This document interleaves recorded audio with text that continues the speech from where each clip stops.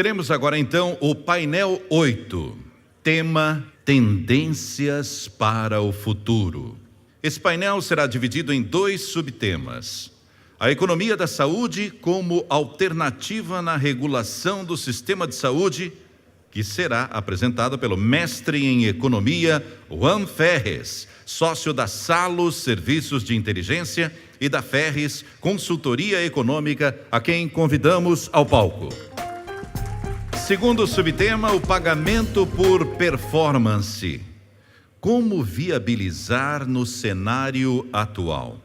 Que será apresentado por César Abicalaf, médico com mestrado em Economia da Saúde pela Universidade de York e presidente da 2IMSA, a quem convidamos e já está aqui no palco. E para coordenar esse painel, nós chamamos ao palco Aníbal Valença, diretor de treinamento e desenvolvimento da Unidas, médico cirurgião e militante da autogestão desde o início da década de 1990. Senhoras e senhores, com a palavra, o coordenador do painel. Boa tarde a todos. Algumas centenas de heróis aqui para saber as coisas que vão acontecer no futuro. Isso é uma tarefa muito interessante para os nossos 2 palestrantes, o Juan Ferres e o nosso César Abicalaf. Sem mais delongas, com a palavra. Boa tarde a todos. Eu ouvi agora os últimos painéis, eu ouvi uma discussão extremamente interessante do Couto sobre GPF, que me parece que mostra muito claro qual é o problema. E um dos problemas sérios dessa estrutura, desse mercado, é incentivos. Tá? São vários agentes, como eu coordeno incentivos entre os agentes. Quando eu ouço todo esse debate recente de autorregulação, no fundo o que a gente está tentando falar é como criar uma regulação eficiente. Tá? Para quem não me conhece, eu não sou do mercado de saúde, eu venho de outro mundo bastante distinto. Era economista-chefe do CAD, fazia fusões, aquisições, investigações, a gente tem todo um problema concorrencial aqui, mas que no fundo analisa incentivos. E aí, o que eu quero trazer é o seguinte, olha, tanto seja para a discussão de autorregulação, seja para a discussão de soluções, eu não vou ficar falando dos problemas. Acho que os problemas todo mundo já sabe quais são. Eu queria mostrar o seguinte, o que pouca gente já sabe é qual a diferença de eficiência que hoje já existe. Tá? Assim, eu posso reclamar do médico, eu posso reclamar da operadora, posso reclamar da ANS, posso fazer o que quiser, mas o fato é que quando você analisa modelos de eficiência desse setor, e eu estou falando de toda a indústria, tá? Você tem diferenças de níveis de eficiência, que é um índice, tá? Que o índice 0 é a média do mercado, entre diferentes operadoras ao longo dos últimos 5 anos. Tá? E aí você tem uma diferença brutal. A minha pergunta é, tem gente super eficiente, ali é o índice negativo, tem gente muito ineficiente. Tá? E vários de vocês aqui, eu não coloco propositalmente nenhum número, estão distribuídos em torno dessa estrutura. Por quê? Porque, na verdade, já existe gente tentando fazer algo diferente. E o que eu quero trazer aqui é uma sugestão de como explorar essas diferenças que já existem. O que é feito de diferente hoje que dá para ser aplicado rapidamente? Obviamente, a gente vai ter uma discussão depois de pagamento por eficiência, etc. E é nessa linha mesmo. Mas tem uma série de coisas que são possíveis de serem feitas e que dão caminho. Não adianta a gente pensar no mundo ideal. A autorregulação vai gerar o quê? Um processo de depuração. Foi colocado aqui quando falaram de criar especialização. É um processo. A gente caminha para este lado. E aqui eu queria trazer como a economia pode ajudar, desde aquele desenho macro, mas como que ele pode ajudar nas pequenas coisas do dia a dia. Tá? Eu vou colocar em 4 temas do dia a dia de vocês, justamente para vocês tentarem enxergar como que isso se aplica na prática. Tá? Então eu coloquei foco no usuário de atendimento, propriamente dito, tá? Um segundo de incentivos, um terceiro com custos, um terceiro exemplo de indexação de conflitos, de evitar conflitos, e um quarto de, por exemplo, o problema de ações judiciais. Você vê como a gente usar ferramentais de fora podem ajudar a pensar nesse tema. Tem uma coisa que é muito engraçada, quando eu falo economia, para a maior parte das pessoas, as pessoas entendem quase falando assim, você entende de bolsa, eu não entendo bolhufas de bolsa, deixar bem claro. Eu sou o pior aplicador possível, tá? Eu erro todas. A questão não é essa. O problema é o seguinte, a economia, antes de tudo, microeconomia mede comportamentos.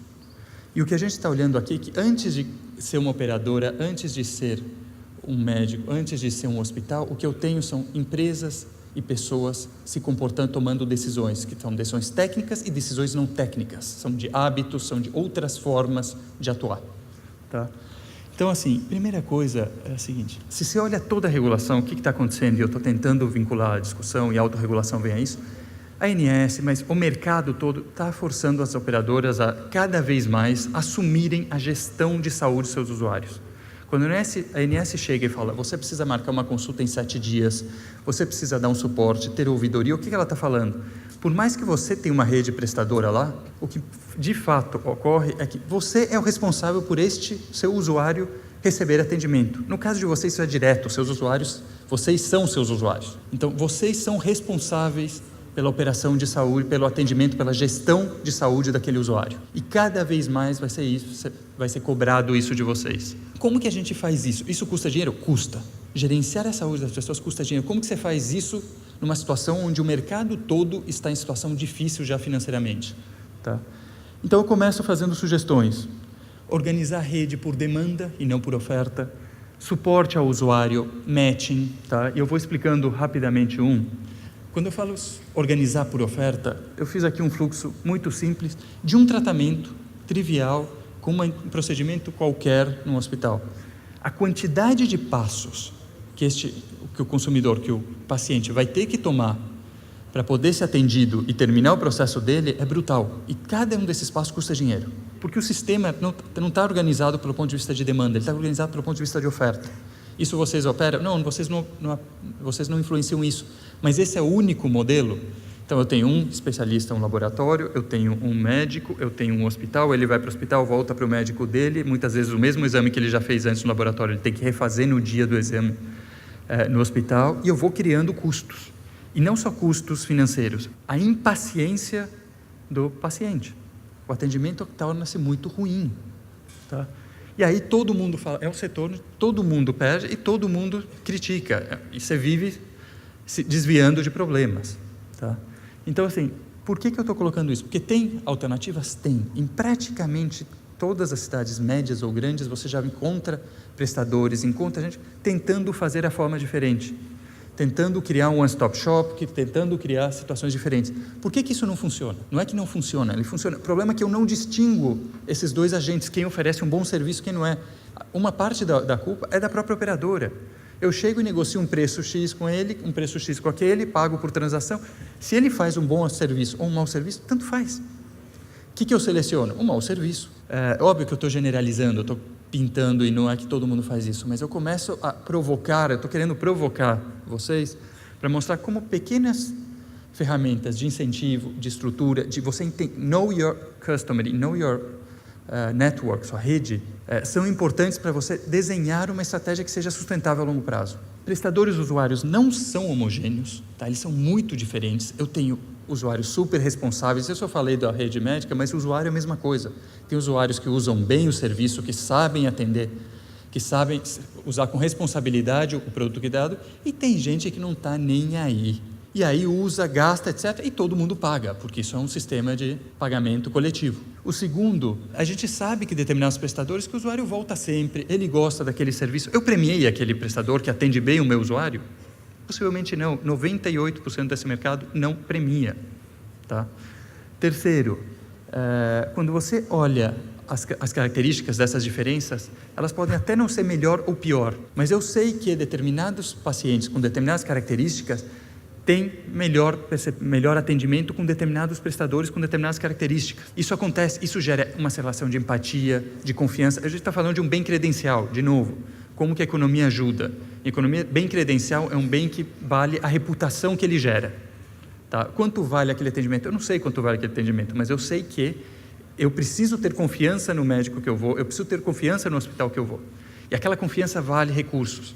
A ponto de você ter um mercado onde, se você olha a distribuição geográfica de clínicas médicas, de hospitais, eles estão sempre em bairros sofisticados. Desproporcionalmente em bairros sofisticados. Por quê? Porque o público está lá, a demanda está lá? Não, não é por isso. Infelizmente, não é por isso. Infelizmente, é porque você monta uma clínica lá e aquilo te dá a percepção de qual é bom. Se ele tem uma clínica nesse lugar, se ele é bom, ele deve ser um bom prestador.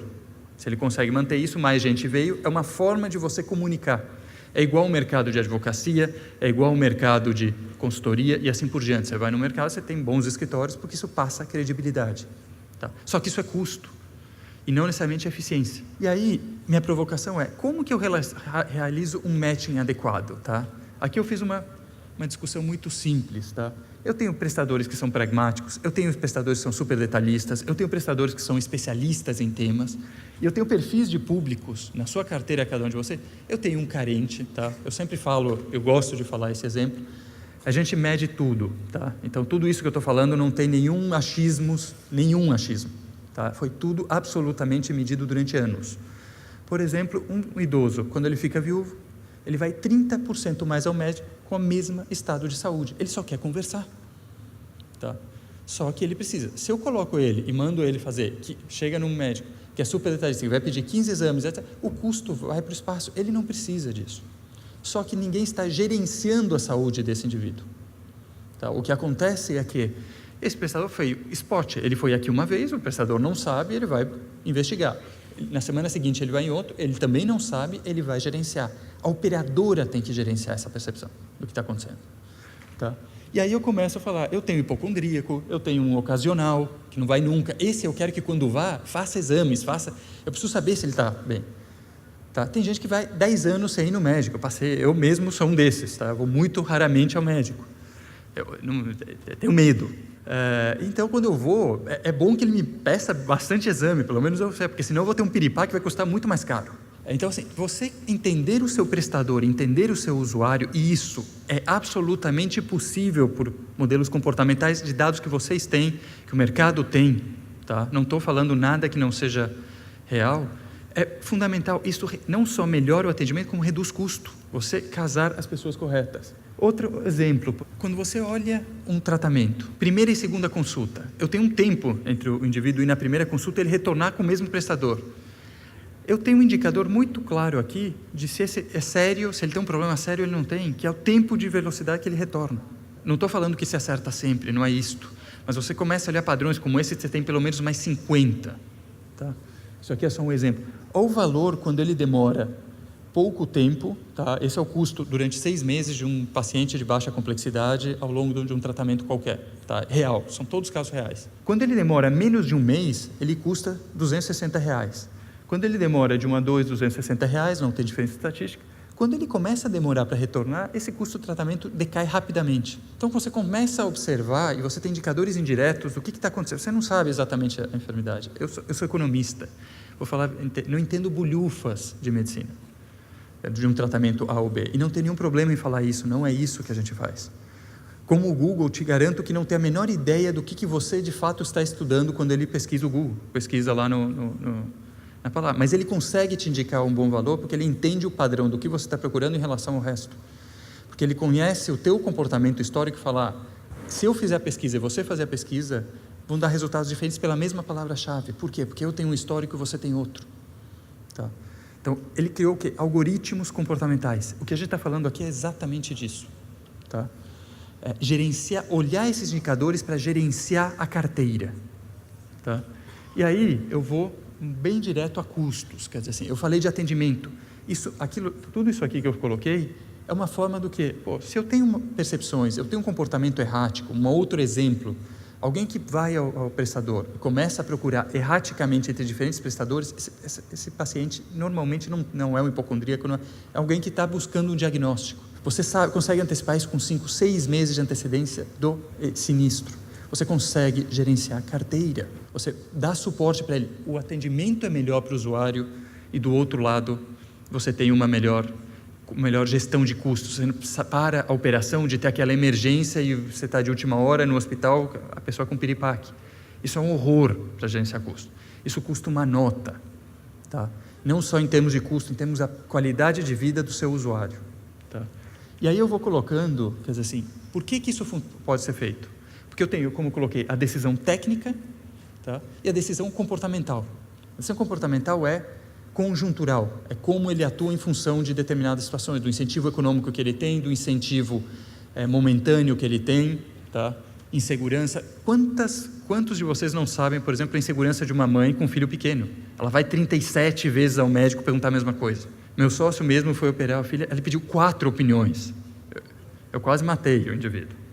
4 opiniões para uma cirurgia simples, é só insegurança. Tá?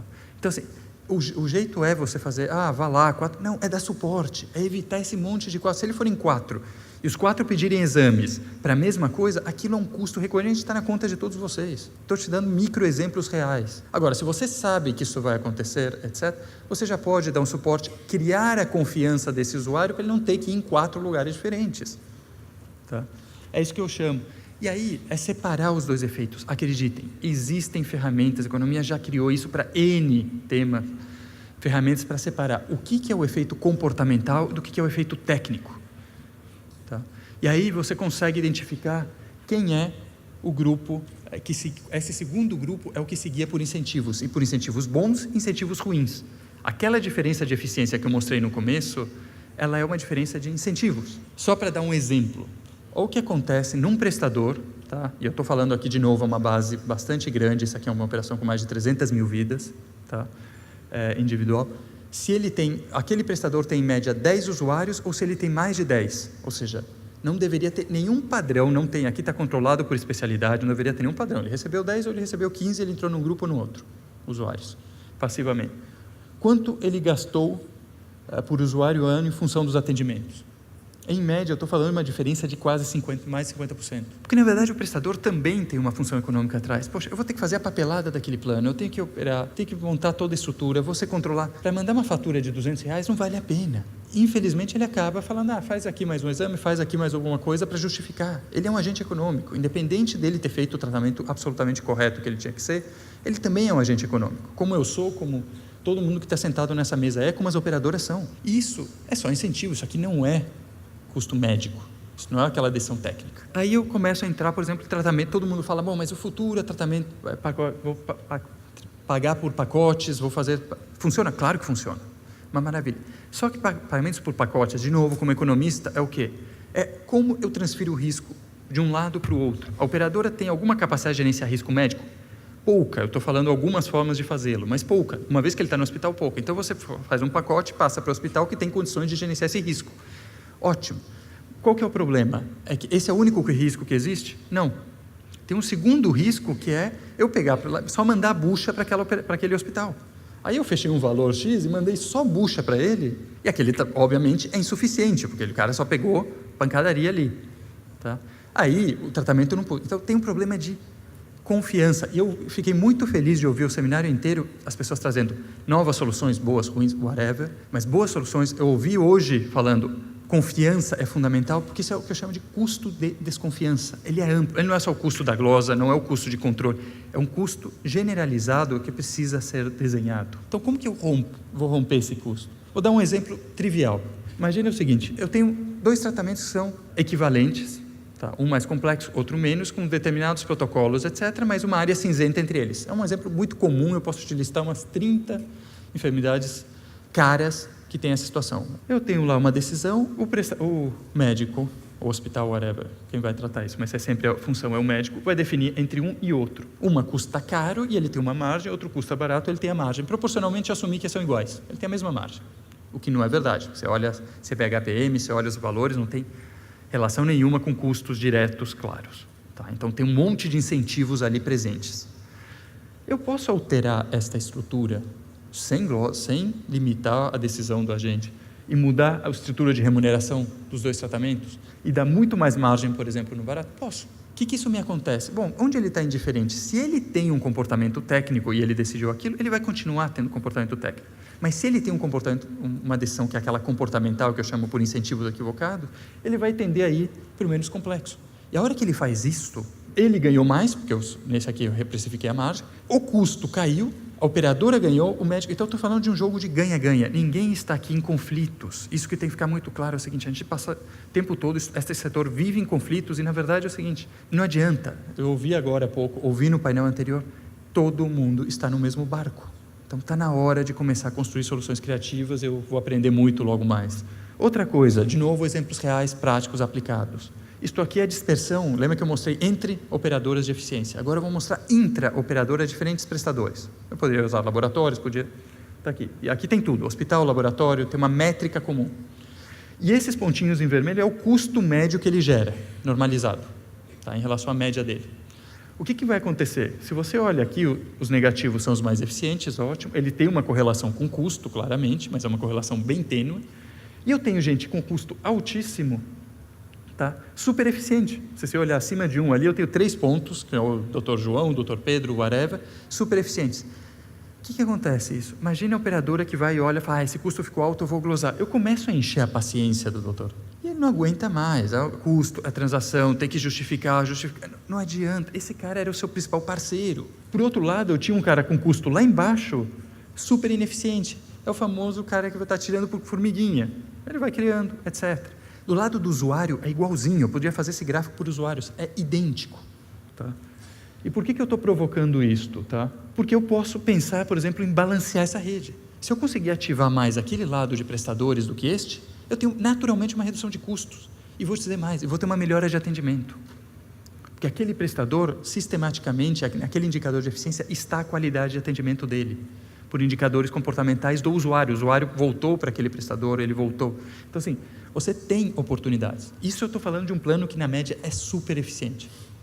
Tá? Ele é um dos 50 mais eficientes do país. Ele opera com isso aqui há um bom tempo. Mesmo assim, ele tem uma diferença que são só entre o mais eficiente e o menos eficiente de mais de 30 pontos percentuais. Olha o que acontece em uma outra operação, o sistema de glosas, o sistema de controle. O sistema de glosas eu digo não pela glosa em si, mas pelo o que a auditoria olhou. Você vai botar um auditor para olhar uma transação, você vai botar ele para olhar uma transação de R$30, de R$20? De jeito nenhum, não vale o custo de parar esse indivíduo. Então, todo mundo foca transações de maior valor. Isso aqui, de novo, um exemplo real, por cento das transações tiveram alguma glosa, não é que foram glosadas, tá? Alguma glosa, uma operaçãozinha. É óbvio que as de maior valor são mais complexas, é mais fácil ter glosa, mas não nessa desproporção. O que acontece? Se o bom prestador está aqui, ele desiste de atender o plano. O que você mais vê é prestadores falando, eu não quero mais atender a operação. E aí minha pergunta é assim, como que eu vou condenar esse prestador? Não se dispor. Ele vai lá, faz o trabalho sério, está seguindo bonitinho, ele é super parceiro do plano, vai lá e toda vez tem que ir lá justificar o que está acontecendo, etc. Então, assim, a própria operação está gerando conflito. Tá? E aí eu estou só colocando isso porque qual que é a forma de você, seja rebalancear, seja redesenhar contratos, seja mudar a estrutura de incentivo, identificar. Não adianta, é identificar quem é o bom prestador, quem é o mau prestador, quem é o bom usuário, quem é o mau usuário. É você ter muito claro, conhecer a sua rede e conhecer o seu usuário e como você gerencia isto. E aí, não tem outra, eu ouvi aqui 10 vezes, informação, informação e mais informação. Você vai ter 10 soluções, isso aqui é uma forma de como você usa uma ferramenta que é economia para isso, você pode usar 10. Tá? De novo, não é um monopólio de conhecimento, não é um monopólio de... Não existe uma solução mágica, isso é trabalho árduo. Mas, primeiro, medir. Tudo o que é feito tem que ser medido. Segundo passo, uma vez que foi medido, como que eu desenho contratos de parceria? Vamos parar de brigar e vamos tentar solucionar. Esse barco está indo para o brejo, senão. A tendência de custo, o setor saúde suplementar contou pela primeira vez, não cresceu desde a abertura da ANS. Isso é um sintoma de que tem um problema, é um problema muito sério. E o terceiro é direcionamento de clientes. De novo, não é o direcionamento ruim. Quando eu digo direcionamento, é ajudar o cliente a encontrar o prestador. Ele não tem conhecimento técnico para escolher em toda a rede, ele não sabe. É como você dá suporte. Isso significa que a operadora tem que ter a confiança do plano. E as operadoras perderam a confiança dos seus clientes, historicamente. Não estou falando de autogestão, tá? Estou falando de geral. Elas perderam. Por quê? Porque por uma visão de curto prazo, de ganhos, de não sei o que, vou cortar aqui, vou atrapalhar. A primeira percepção do usuário é, essa operadora está querendo limitar o meu ganho. Ela não vai olhar e falar, isso é um bom conselho. Eu ouço toda essa história de custos, o diagnóstico, etc. Eu pego um artigo, eu gosto de sempre citar o artigo do Felston, que é um artigo excepcional, tá? Só que de 1970. Se você ler, ele podia ser dito o diagnóstico de hoje, tá? Nos Estados Unidos. Ele tem só 44 anos, é a mesma choradeira de sempre. Então eu vim aqui para, meio ao mesmo tempo, dar uma bronca no sentido de que dá para começar a sair do lugar e ao mesmo tempo falar, a boa notícia, já tem coisas muito diferentes sendo feitas, tem que começar a caçar elas e premiá-las. Você aumentar, se você não premiar uma experiência bem feita, ela tem esforços, ela não vai ser bem sucedida, ela não vai se sustentar e você vai selecionar o cara que usa o menos esforço. Então, por exemplo, a gente falou de pagamento por tratamento. É o único jeito? Não, em economia se aprende dezenas de formas de organizar um contrato. Você, por exemplo, tem contratos por resultado, que é o margin share que foi citado aqui na palestra do Couto. Tem contratos não lineares, tem two-part tariff, que são formas de distribuir riscos assimétricos. Tem contratos take or pay, eu poderia listar aqui uma lista. Como você desenha? Depende da estrutura de riscos das duas pontas. Então, sentar você desenhar, chamar o teu parceiro, explicar, medir, falar, vamos montar um modelo distinto. Não existe só um pacote, não existe só assume todo o risco, não assume, não existe só margin share, existem dezenas de formas. E aí eu vou entrar, só estou indo na sequência, tá, daqueles pontos. Por exemplo, ações judiciais. Um ponto rápido. Todo mundo aqui, eu já ouvi 500 problemas, as decisões absurdas da justiça, e não sei o quê, e o custo. Se põe no lugar de um juiz. Eu tenho que estar lá. Eu tenho, de um lado, uma decisão econômica e, de outro lado, uma decisão de saúde de alguém. É difícil você imaginar que ele vai sobrepor a decisão de econômica e a decisão de saúde. Ele não vai. Não adianta. Esta é a realidade. Por mais que você ajude, treine, no máximo você vai dar uma opinião qualificada para fazer isso. Qual que é a forma? Tem solução mágica? Não, infelizmente não tem. Você vai criando conselho, você vai dando informação ao juiz para ele ponderar melhor isto. Mas, por exemplo, simplesmente negar contratos é algo que no mundo ideal isso aí vai funcionar em todo juiz. Gente, eu tenho temas similares a estes, de saúde ou de outras coisas.